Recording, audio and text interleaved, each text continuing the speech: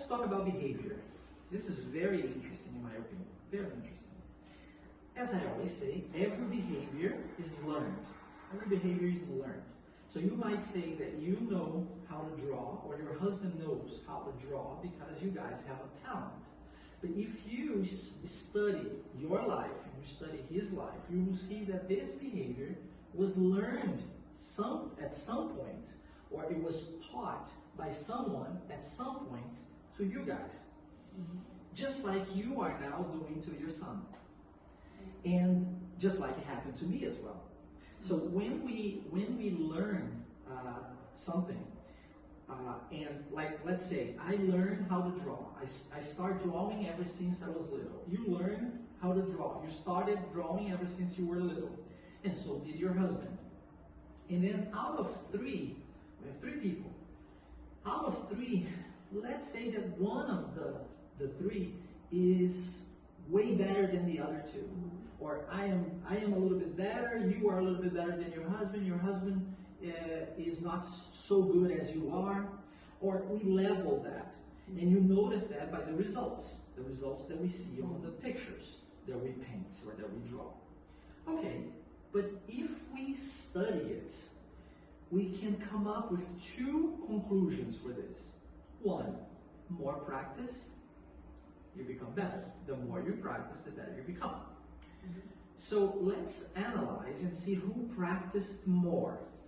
Okay, we have something else that can also influence. Remember that the explanation go both ways. One is the practice, and the second is genetics. Sometimes genetics, or what we call in psychology phylogenesis, also influences. So let's get Neymar, for example, as an example. Okay, Neymar is a soccer player, and if we select a lot of different soccer players, you see that Neymar is above many other soccer players because he's got a talent. Does it mean that because he has this talent, he doesn't have to practice? No, he needs to practice. If he has a lot of talent but no practice, this is not going to do him any good. So he's got to practice. Practice is necessary. However, if you study his life and you go through his generations, you will see that his father was also a soccer player. And then these things go through your genes. I mean, it moves on through your genes. Your the genetic that we have because of our ancestors influence as well into the kind of behavior that we're going to have. And the so-called talents that we have as well. Understood? Yeah. And this is very interesting, right? Yeah. And this is nice as well because it shows that if I am not a creative person, if I consider myself not to be a creative person, if I practice, I can become a creative person. Yeah. If I think I'm not intelligent, if I practice, I can become intelligent. If I think I don't know how to draw, if I practice, I can learn. And I can be good at it.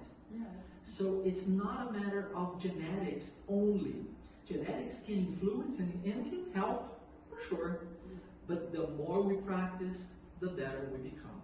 And I always like to give one example of one soccer player that, in my opinion, out of all the professional soccer players I have seen in my life, he was one of the worst.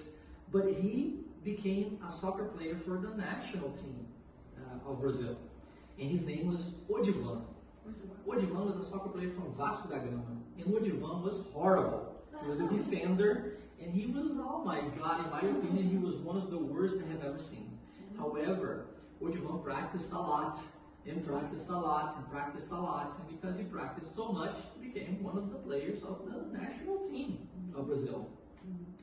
So if Odivan could become a professional player of national Brazilian team, anybody can do it. Alright? This is a lot of practice. Definitely a lot of practice.